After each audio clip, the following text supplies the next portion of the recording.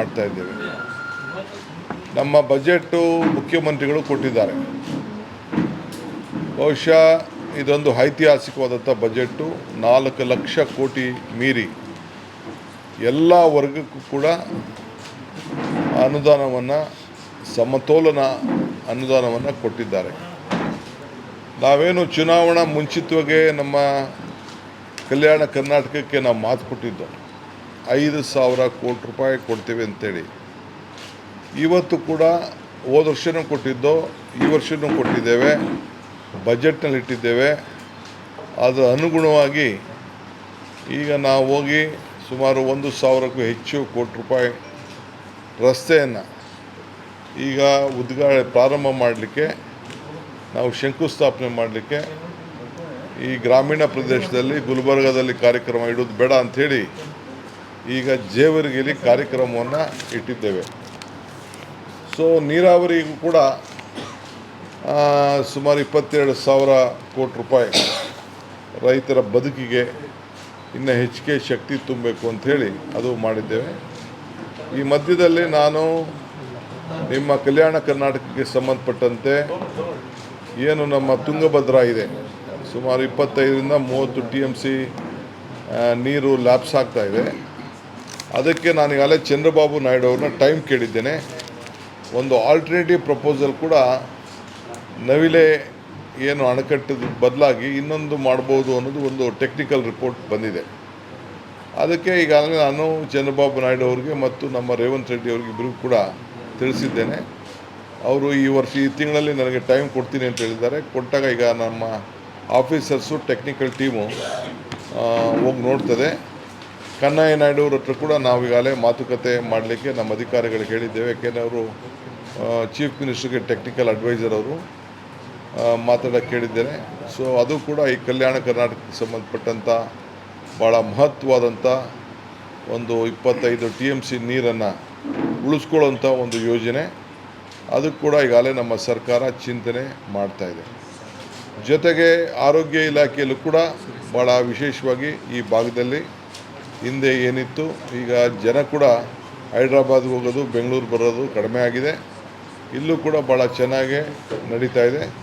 ಶಿಕ್ಷಣ ಕ್ಷೇತ್ರದಲ್ಲೂ ಕೂಡ ಈಗ ನಾವು 500 ಹೊಸ ಮಾದರಿ ಶಾಲೆಗಳನ್ನು, ಕರ್ನಾಟಕ ಮಾದರಿ ಶಾಲೆಗಳನ್ನು, ಪಬ್ಲಿಕ್ ಸ್ಕೂಲ್ಸನ್ನು ಮಾಡಲಿಕ್ಕೆ ಈಗಾಗಲೇ ಹೊರಟಿದ್ದೇವೆ. CSR ಅಡಿಯಲ್ಲೂ ಕೂಡ ಶಾಲೆಗಳನ್ನು ತೆಗೆದುಕೊಳ್ಳಿಕ್ಕೆ, ವಿಶೇಷವಾಗಿ ಬರೀ ಗ್ರಾಮೀಣ ಪ್ರದೇಶದಲ್ಲಿ, ಟೌನ್ಗಳೆಲ್ಲ ಪಂಚಾಯತಿ ಮಟ್ಟದಲ್ಲಿ ತೆಗೆದುಕೊಳ್ಳಿಕ್ಕೆ ಕೂಡ ಈಗಾಗಲೇ ಕಾರ್ಯಕ್ರಮಗಳನ್ನು ರೂಪಿಸಿದ್ದೇವೆ. ಸೊ ಬಜೆಟ್ದು ವಿಶೇಷ ಬೇಕು ಅಂದರೆ ನಾನು ಸಂಪೂರ್ಣವಾಗಿ, ನೀವು ಬರೆದಿದ್ದೀರಿ, ನಿಮಗೆ ತಿಳಿಸು ಅಂದರೆ ಬೇಕಾದ್ರೆ ನಾನು ಮತ್ತೆ ಏನಾದ್ರು ಬಜೆಟ್ ಬಗ್ಗೆ ನಾನು ನಿಮ್ಮೆಲ್ಲರೂ ಕೂಡ ತಿಳಿಸ್ಲಿಕ್ಕೆ ನಾನು ಸಿದ್ಧರಿದ್ದೇನೆ.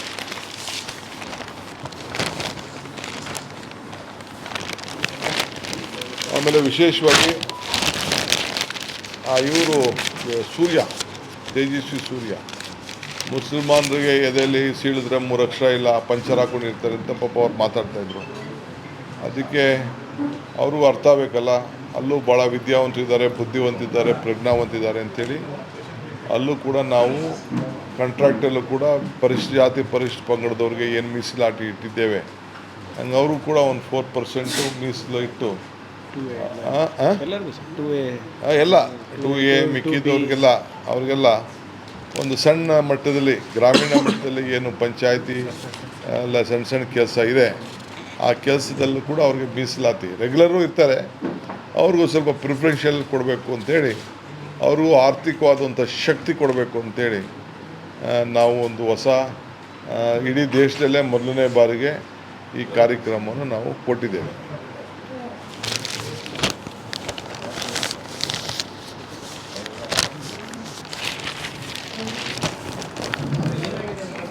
ಹೇಳಿ.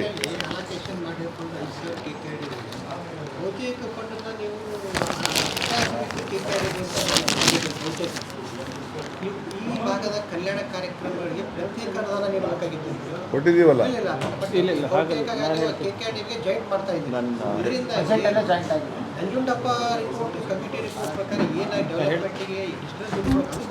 ಈಗ ಕಲ್ಯಾಣ ಕರ್ನಾಟಕ ಭಾಗಕ್ಕೆ ಕೊಟ್ಟಿರುವಂಥ ಒಂದು ಅನುದಾನ 5,000 ಏನಿದೆ, 21 ತಿಂಗಳಲ್ಲಿ ಸುಮಾರು 13,000.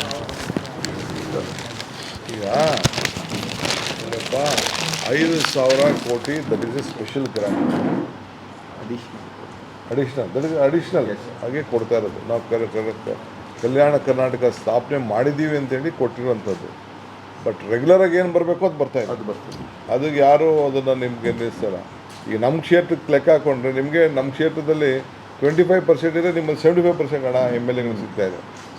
ನಮ್ಮೆಲ್ಲ ಬಡ್ಕೊಳ್ತಾ ಇರೋದು ನಮ್ಮ MLAಗಳಲ್ಲಿ 1/3 ಅನುದಾನದಲ್ಲಿ ಮಾಡ್ತಾ ಇದ್ದೀವಿ. ಕೆಲವೊಂದು ಡೈರೆಕ್ಟ್ಲಿ ಅರ್ಬನ್ ಡೆವಲಪ್ಮೆಂಟ್ ಇವೆಲ್ಲ ಅಟ್ಯಾಚ್ ಆಗಿದೆ ಸರ್. ಇಲ್ಲ ಈಗ ಎಕ್ಸಾಂಪಲ್ ಈ ಪಶುಸಂಗೋಪನೆ ಒಂದು ನಿಮಿಷ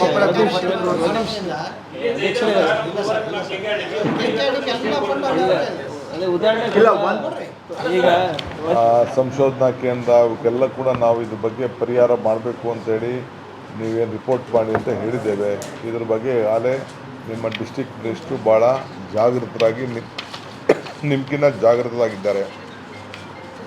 ಅದನ್ನು ವ್ಯವಸ್ಥೆ ಮಾಡ್ತೀವಿ ಬಿಡಿ. ನಂಬರ್ 1. ಎರಡನೇದು ಇನ್ನೊಂದು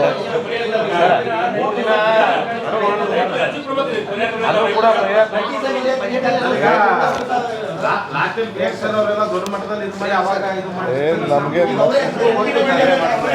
ಈಗ ಒಂದು ನಿಮಿಷ ನೀವು ಒಬ್ಬೊಬ್ರು ಕೇಳಿದ್ರೆ ಹೇಳ್ಬೋದು. ಈಗ ನನಗೇನೋ ಹೊಡಿಬೇಕು ಅಂತ ಮಾಡಿದ್ದೀರಲ್ಲ.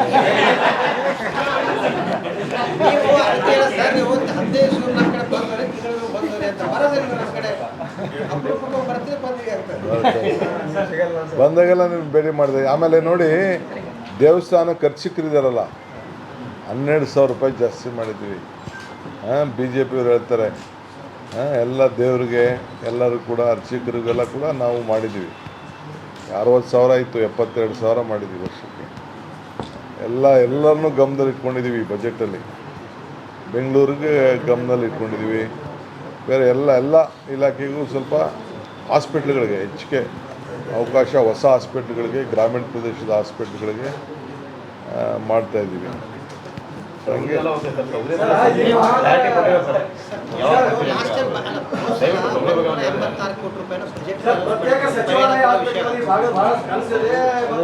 ಪ್ರೋಗ್ರೆಸ್ ಇದೆ ಸರ್, ಎಲ್ಲ ಪ್ರೊಸೆಸ್ಸಲ್ಲಿದೆ ಸರ್, ಆಗ್ತಾ ಇದೆ ಸರ್. ನಾವು ಹೇಳಿದ್ದೀವಿ ಮಾಡ್ತೀವಿ. ಇದು ಕ್ಯಾಬಿನೆಟ್ ನಿರ್ಣಯ ಆಗಿದೆ ಆಗಲೇ, ಮತ್ತೆ ಅದು ಬಜೆಟಲ್ಲಿ ತರೋದೇನು ಅವಶ್ಯಕತೆ ಇದೆ? ತೊಗರಿದು ಪರಿಹಾರ ಬೆಲೆ ಕುಸಿತಕ್ಕೊಳಗಾಗಿರೋಂಥದ್ದು 12,000 ಇತ್ತು, ಈಗ 6,500-7,000 ಬಂದು ನಿಂತಿದೆ. ರೈತರಿಗೆ ತೊಗರಿ ಕೈಗೆ ಬಂದಾಗ ರೇಟ್ ಇಲ್ಲ. ಈಗ ಸರ್ ಕ್ಲಾರಿಫೈ ಮಾಡಿಬಿಡ್ತೀವಿ ಸರ್, ಮತ್ತು ಅದನ್ನು ಸುತ್ತಿ ಬೆಳೆಸಿ ಅದಕ್ಕೆ ಬರ್ತಾ ಇದ್ದಾರೆ ನೋಡಿ. ಹೋದ ಬಾರಿ ನೆಟ್ಟೆ ರೋಗ ಬಂದಿತ್ತು. ಅದು ನಾವು ಕೇಳಲಾರ್ದಂಥದ್ದು, ನೋಡಲಾರ್ದಂಥ ಹಾನಿ ಆಗಿತ್ತು. ಅದಕ್ಕೆ ನಾವೆಲ್ಲರೂ ಕೂಡ ಒಗ್ಗಟ್ಟಾಗೆ ಸೇರಿ, ರೈತ ಸಂಘಟನೆಗಳಿರ್ಬೋದು, ನಾವಿರ್ಬೋದು, irrespective of party, irrespective of everything, ನಾವು ಪರಿಹಾರ ಕೊಡಿಸಿದ್ರೆ ಯಶಸ್ವಿ ಆಗೋದು. ನಾವು ಅಲ್ಲಿ ಆದಂಥ ಲೋಪಗಳನ್ನು ಈ ವರ್ಷ ಆಗಬಾರ್ದು ಅಂದ್ಬಿಟ್ಟು ಮ್ಯಾಕ್ಸಿಮಮ್ ಇನ್ಶೂರೆನ್ಸ್ ಕವರೇಜು ನಾವು ಈ ವರ್ಷ ಮಾಡಿಸಿದ್ವಿ. ನಿಮಗೂ ಗೊತ್ತಿದೆ, ತಾವು ಕೂಡ ಎಲ್ಲ ಬರೆದಿದ್ರಿ. ನೀವು ಹಿಂದಿನ ಸರ್ಕಾರದಲ್ಲಿ ಮತ್ತು ಈ ಸರ್ಕಾರದಲ್ಲಿ ನೀವು ಇನ್ಶೂರೆನ್ಸ್ ಪಡೆಯೋದಾದರೆ ನಮ್ಮದ್ರಲ್ಲಿ ಹೈಯೆಸ್ಟ್ ಪರಿಹಾರನೂ ಸಿಕ್ಕಿದೆ, ಹೈಯೆಸ್ಟ್ ಇನ್ಶೂರೆನ್ಸು ನಾವು ಕೊಡಿಸಿದ್ವಿ. ಒಂದು ನಿಮಿಷ ಸರ್, ಕೈಂಡ್ಲಿ ಒಂದು ನಿಮಿಷ ಇವರೇ ದಯವಿಟ್ಟು ಕೇಳಿ. ಅದಾದಮೇಲೆ ಎಲ್ಲ ಇನ್ಶೂರೆನ್ಸ್ ನೀವು ಹೇಳ್ತಾ ಇದ್ರಲ್ಲ, ಅಲ್ಲಿ ಕಟ್ಟಿಸ್ತೀವಿ ಇಲ್ಲಿ ಕಟ್ಟಿಸ್ತೀವಿ ಏನು ದೊಡ್ಡ ನಮ್ಮ ಮೇಲೆ ಎಸಾನ್ ಮಾಡ್ತಾ ಇಲ್ಲ ಅಂತ. Yadgir rejected, Bidar rejected, Vijayapura rejected, Raichur rejected. ಬರೀ ಕಲಬುರಗಿನಲ್ಲಿ ನಾವು ಫಾಲೋ ಅಪ್ ಮಾಡಿ ಬಾಂಬೆಯಲ್ಲಿರುವಂಥ ಹೆಡ್ ಕ್ವಾರ್ಟರ್ಸಿಗೆಲ್ಲ ಮಾತನಾಡಿ ಅವರಿಗೆಲ್ಲ ಆರ್ಮ್ ಟ್ವಿಸ್ಟ್ ಮಾಡಿ ಕ್ಲೀನಾಗಿ ಅವ್ರ ಮಾನದಂಡದ ಪ್ರಕಾರ ವೈಜ್ಞಾನಿಕವಾಗಿ ನಾವು ಮಾಡಿದ್ದಕ್ಕೆ ಇವತ್ತು ಸ್ವಲ್ಪ ರೈತರಿಗೆ ಅನುಕೂಲ ಆಗಿದೆ.